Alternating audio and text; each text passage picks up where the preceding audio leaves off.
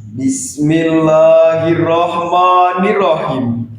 Assalamualaikum warahmatullahi wabarakatuh.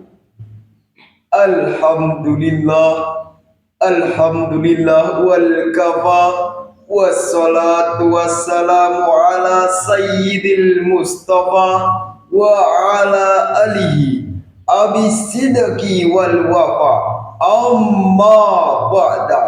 Dewan Hakim yang kami hormati, Hadirin sebangsa dan setanah air yang kami banggakan. pergi ke Fatimah naik pesawat, pulang ke Etan berakit-rakit. Apa kabar hadirin semua, sehat? Sehatlah, jangan sakit-sakit. Alhamdulillah. Hadirin rahimakumullah. Menurut Undang-Undang ayat 10 tahun 1992, ketahanan keluarga merupakan kondisi dinamis suatu keluarga dengan hidup yang mandiri, mengembangkan diri dan keluarganya untuk hidup harmonis. Sedangkan saat ini yang menjadi permasalahan besar bagi seluruh keluarga yang didampak dari bencana COVID-19 adalah jadikan kehidupan terpuruk bagi keluarga dan tekanan hidup yang tinggi. Ditambah lagi kebutuhan hidup yang semakin membuat sengsara. Makin sempitnya lapangan kerja, sangat diperlukannya kemampuan bersosial media. Bahkan berbagai kebutuhan hidup lainnya yang terus merepotkan keutuhan keluarga. Dengan demikian, dengan menjalani hidup di era dan pasca pandemi saat ini, sangat dibutuhkannya ketahanan keluarga. Oleh karena itu, tertarik hati kami untuk menyampaikan sarahan dengan judul Penguatan ketahanan keluarga di era dan pasca pandemi COVID-19 dengan berlandaskan Al-Quran. Surah Al-Baqarah ayat 155, Allah berfirman, أعوذ بالله من الشيطان الرجيم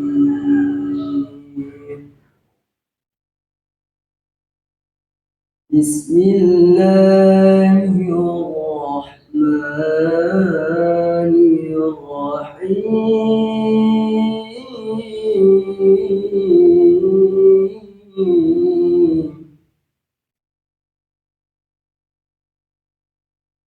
ولنبلونكم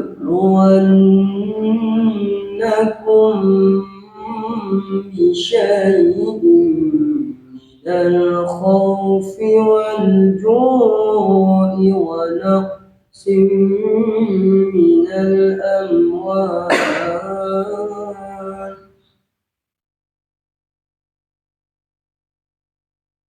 من الأموال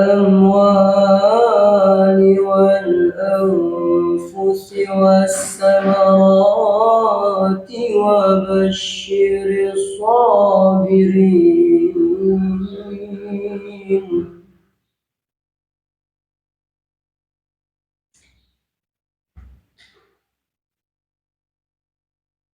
Aku berlindung kepadamu ya Allah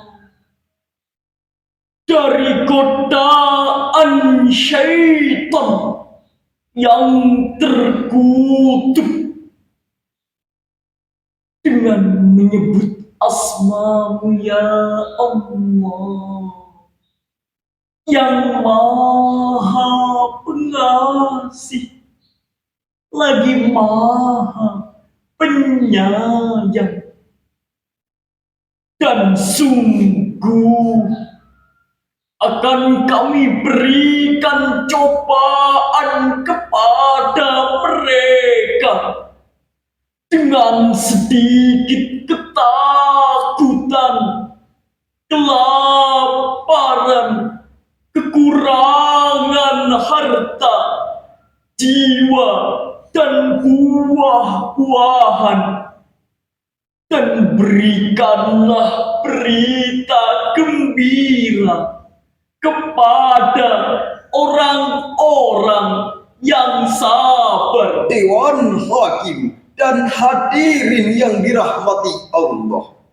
Menurut Imam Asy-Syaukani di dalam tafsir Fathul Qadir menyebutkan bahwa Allah memberikan cobaan adalah suatu keniscayaan, dapat berupa menantang fisik, psikik, dan mental seseorang.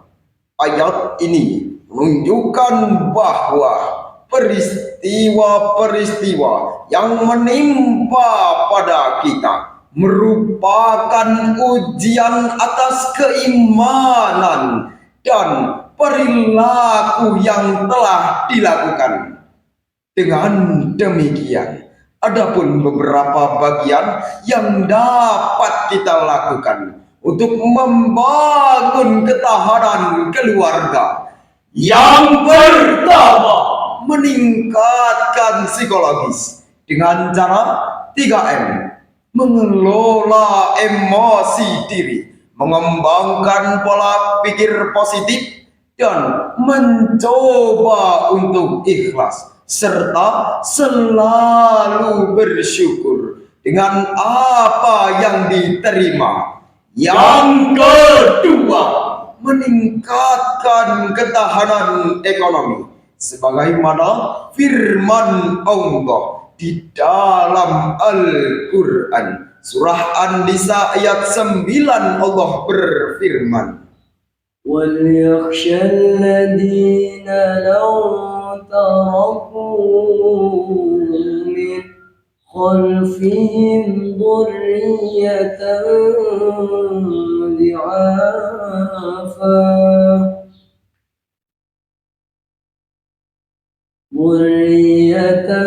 ضعافا خافوا عليهم فليتقوا الله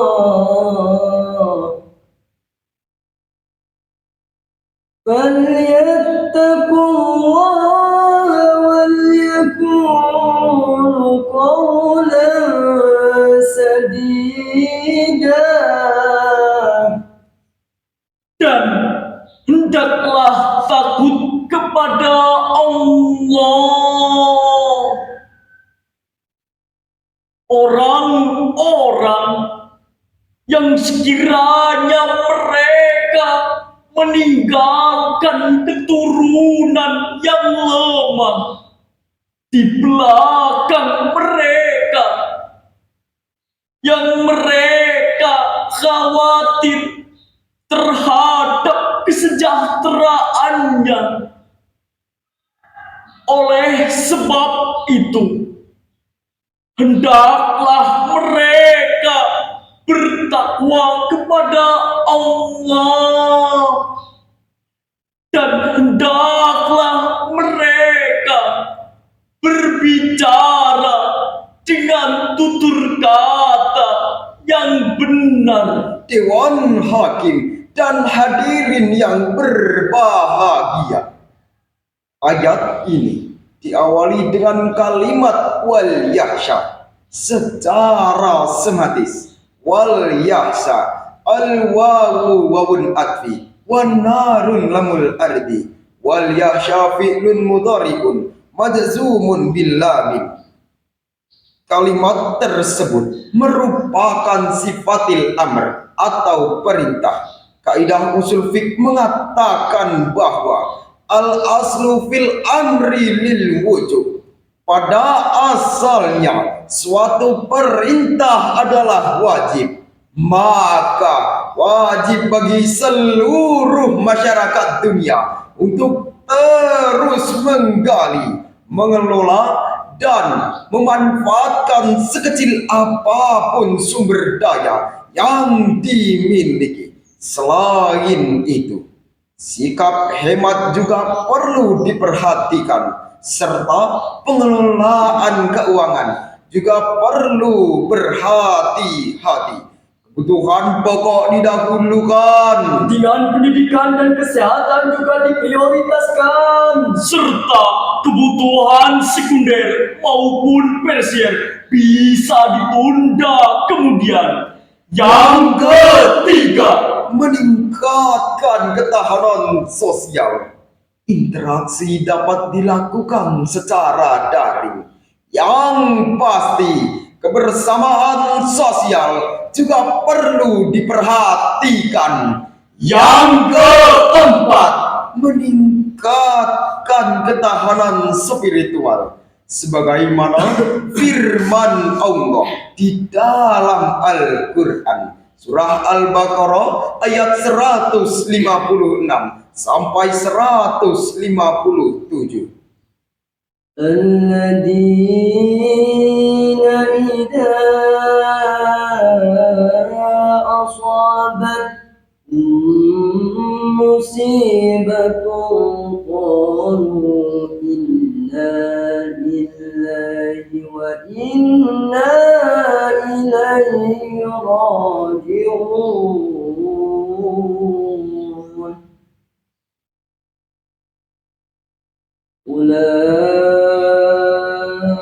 أولئك عليهم صلوات من ربهم ورحمة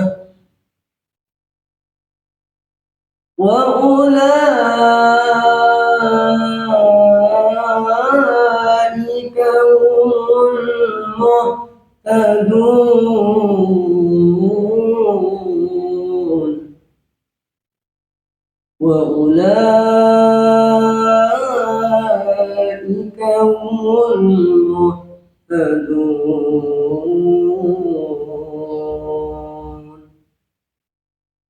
صدق الله العظيم. Yaitu orang-orang yang apabila ditimpa musibah mereka berkata, Inna lillahi wa inna ilaihi raji'un.